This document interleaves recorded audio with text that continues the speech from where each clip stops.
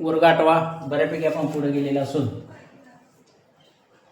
पृष्ठफळ व घनफळ यामधला पहिला प्रश्न आपल्याला बघायचा आहे। प्रश्न तुम्हाला दिलेला आहे, एका खोक्याची लांबी 20 सेमी, रुंदी 10.5 सेमी व उंची 8 सेमी असल्यास त्याचे घनफळ काढा। असा या ठिकाणी आपल्याला 16.1 मधला पहिला प्रश्न विचारलेला आहे। एका खोक्याची लांबी दिली, इथं लांबीसाठी आपल्याला एल घ्यायचे म्हणून एल बरोबर 20, त्याच्यानंतर काय दिले तुम्हाला, रुंदी दिली आणि हाईट म्हणजे उंची दिली। रुंदी किती बाबा, 10.5 सेमी आणि इथं हाईट म्हणजे उंची दिलेली 8 सेमी। आपल्याकडं काय विचारला प्रश्न तुम्हाला,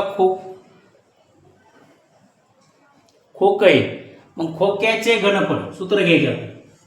खोक्याचे घनफळ मी शॉर्टमध्ये दिले बरोबर, लांबी गुणिले रुंदी गुणिले उंची आपल्याला दिलेले आहे। मग म्हणून 20 गुणाकारामध्ये 10.5 गुणाकारामध्ये 8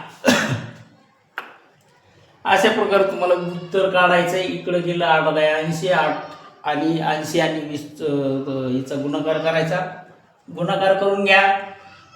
खोक्याचं घनफळ तुम्हाला विचारले, तुमचा गुणाकार किती आला, 1680 घनसेमी, 1680 घ सेमी म्हणजे घनफळाचं सेंटीमीटर मध्ये आपण केलेलं आहे। आता हे झालं खोक्याचे घनफळ, इथं लिहू आपण खोक्याचे घनफळ। खोक्याचे घनफळ किती आलं, 1680 घन सेमी। आपल्याला दुसरा प्रश्न बघायचा मित्रांनो, दुसरा प्रश्न लिहा।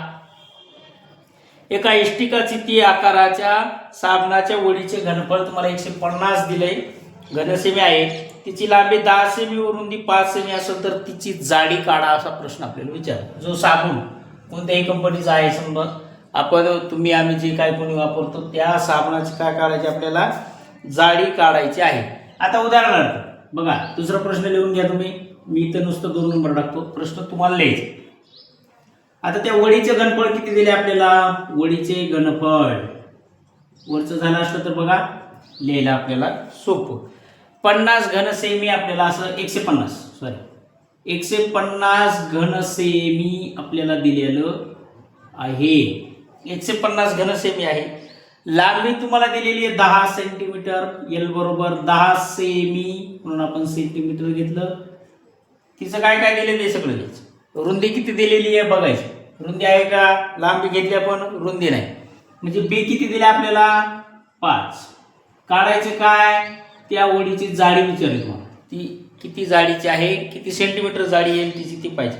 मग आपण काय करू, आपल्याला माहित नाही, वडीचे घनफळ हे सूत्र घेऊ आपण, जी साबणाची वडी आहे वडीचे घनफळ, घनफळाचं एकच सूत्र आहे आपल्याकडे, एल गुणिला बी गुणिले एच, एवढं आपल्याकडे ते सूत्र दिलेलं आहे। मग त्यानुसार आपल्याकडे एल तर दिलेलाच आहे, आपलं सॉरी घनफळ बी दिलेलं आहे, आपल्याला काय करायचं, एल बी एच मध्ये एच नाही दिलेलं, एल बी एच आपण इथे घेऊ 150 बरोबर, एल किती दिलाय तुम्हाला 10 सेंटीमीटर, बी किती दिलाय 5 सेंटीमीटर, एच म्हणजे हाईट दिलेली आहे का नाही, आपल्याला ती काढायची। 10 आणि 5 यांचा जर तुम्ही गुणाकार केला तर त्याला 15 बरोबर। मग आपण याला काय करू, काय विचारलं तुम्हाला, तिची जाडी काढायची, म्हणजे हे एच विचारलेलं आहे, एच वरचं झालं का बघा रे, एच विचार म्हणू का, आपल्याला एच विचारले, त्या एच काढायचं। मग आपण काय करू, इथं एच बरोबर 150 घन सेंटीमीटर जसं तसं 10 गुणाकारामध्ये 5 आपल्याकडे दिलेलं आहे। लक्ष द्या, बोलू नका, वाजी न द्या। आता इथं 5 त्रिक 15 असा गुणाकार केला तर आपण त्याचं उत्तर येणार आहे 3 सेंटीमीटर। आता 3 सेंटीमीटर कसं, 15 ने भाग जा म्हणजे 5 1 5 5 त्रिक 15, 0 0 जर तुम्ही कट केला तर खूप सोपं जाते बघा। इथला 1 0 कट झाला, इथंच राहिला, काय राहिलं तुमच्याकडे 5 1 5, 5 त्रिक किती 15, मग उत्तर किती आलं तुमचं 3 सेंटीमीटर। आपल्याला काढायला काय सांगितली होती, हाईट, मग तुमची हाईट किती सेंटीमीटर आली, 3. मग त्या वडीची जाडी किती झाली तुमच्याकडं? एवढी झाली. त्या वडीची जाडी, वडीची काय विचारली आपल्याला? जाडी.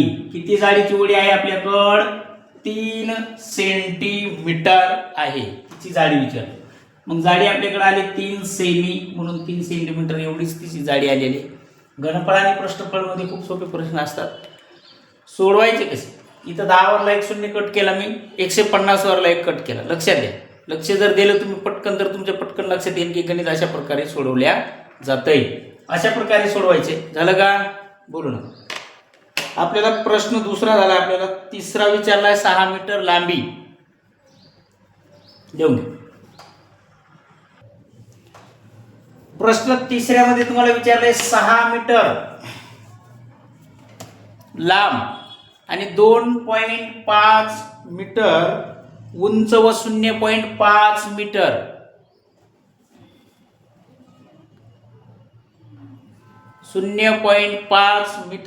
रुंद अशी एक भिंत बांधायची आहे. यासाठी 25 सेंटीमीटर लांबी व 15 सेमी रुंदी व उंची 10 सेमीच्या किती विटा लागतील असा प्रश्न विचारला. मीटर मधलं मी सेंटीमीटर मध्ये घेतले जेणेकरून तुम्हाला ते सोपं जाईल. विटासाठी आपल्याला विचारलेलं आहे, मग विटा लागणार आहेत. मग त्याच्यासाठी एक सूत्र घ्यायचं. इथं तुम्हाला विचारलं हे मीटरचं सेंटीमीटर करायचं म्हणून मी वर लिहिलं. लक्ष द्या, काय विचारलं आपल्याला? विटांची संख्या विचारली. मग विटासाठी काय काय घ्यायचे आपल्याला? बोलू नका, लक्ष द्या. आता लांबी आहे तुमची 25 सेंटीमीटर, म्हणजे आपण इथं एल घेऊ. एल बरोबर 25 सेमी, सीएम लिहिलं तरी चालतं. उंची किती दिलेली आहे तुम्हाला? बी काय दिलाय? 15 सेंटीमीटर. मग 15 सेंटीमीटरला 15 सेमी कॉमा एच किती दिले आपल्याकडं? एच आपल्याकडे दिलेलं आहे 10 सेंटीमीटर, म्हणून मग इथं आलं आपलं 10 सेमी. लक्ष द्या. आता काय विचारले? विटांची संख्या काढायची आपल्याला. म्हणून विटांची संख्या मी शॉर्ट मध्ये लिहिली.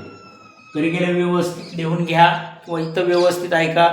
घरी गेले लिहा किंवा इथं लिहिताना पण तुम्हाला काय अडचण असली तर विचारा. पटकन लिहायचं, पटकन मोकळं व्हायचं. विटांची संख्या बरोबर भिंतीचे घनफळ आणि एका विटाचे घनफळ आपल्याला काढायचं. मग इथे लिहू आपण बरोबर भिंतीचे घनफळ. भिंतीचे घनफळ छेदामध्ये काय घ्यायचे तुम्हाला? भिंतीचे घेतलं तुम्ही बरोबर. छेदामध्ये काय घ्यायचे? एका विटेचे घनफळ. मग आपण इथं लिहू. हे बघा, मी बारीक अक्षरात लिहिले पण सांग. एका इथे शॉर्टमध्ये लिहिले विटेचे घनफळ, कारण याला जागा पुरणार नाही. मग विटांची संख्या दिलेली आहे आपल्याकडं? नाही. मग आपल्याला काय करायचं बाबा? एल गुणिला बी गुणिला एच गुणाकारामध्ये घ्यायचे. याचं सूत्र तुम्हाला माहिती आहे, मराठीमध्ये ट्रान्सलेशन करायची गरज नाही. मग हे आपण वरचं कॅपिटल घेतले तुमच्या लक्षात येण्यासाठी, खालचं स्मॉल लेटर मध्ये आपण घेत आहोत. एल बी एच गुणिले एल बी एच दोन्हीकडे पण तुम्हाला करायचं आहे, जेणेकरून तुम्हाला त्याचं उत्तर काढता आलं पाहिजे. आता आपण सेंटीमीटर आहे वरचं म्हणून सेंटीमीटर मध्ये घेऊ. 600 गुणाकारामध्ये 50 गुणाकारामध्ये 250 हे सेंटीमीटर मध्ये दिलेले आहे बरोबर. आता खालचं मीटर मध्ये घ्यायचं. खाली काय काय दिले तुम्हाला? 25 गुणाकारामध्ये 15 गुणाकारामध्ये 10. मी गडबडीत दिलो, एखाद्या वेळेस नाही ओळखू आलं तर विचारणे गरजेचं आहे. एखादा अल्फाबेट किंवा एखादं संख्या जर तुम्हाला नाही ओळखू आली तर पटकन विचार. अशा प्रकारे आपल्याला गुणाकार मांडायचा आहे. आता इथं काय काय कट होणार आहे ते पटकन बघायचं आणि पटकन लिहायचं बरोबर. खाली 10 आहेत, इकडचा एक कट करायचा, इकडला एक कट करा. आता कट काहीच होणार नाही. इथं राहिले एकच फक्त, इथं राहिले 25. आता तुम्हाला उत्तर काढायला सोपं जाईल. 25 5 किती व्हायले ते बघायचं. वरचा गुणाकार वर करा, खालचा गुणाकार खाली करा बरोबर. वरच्या गुणाकाराला खालच्या गुणाकाराला भाग द्या. आता राहिले इकडे 15 1 15 आणि 25 आणि 15चा गुणाकार करायचा. पटकन उत्तर काढायचं, पटकन भागाकार करायचं. किती आले विटांची संख्या? सांग घेऊन सांग.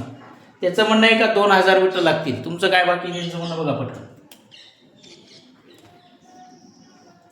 भिंत बांधण्यासाठी त्याचं मत आहे 2000 वीट तुम्हाला लागणार आहे. तुमचं उत्तर काय आले मला सांगा. इथं लिहू का रे 2000? मग 2000 विटा लागतील. एवढीच भिंत बांधाय विटा लागतील. कोणाचं आलं पुन्हा?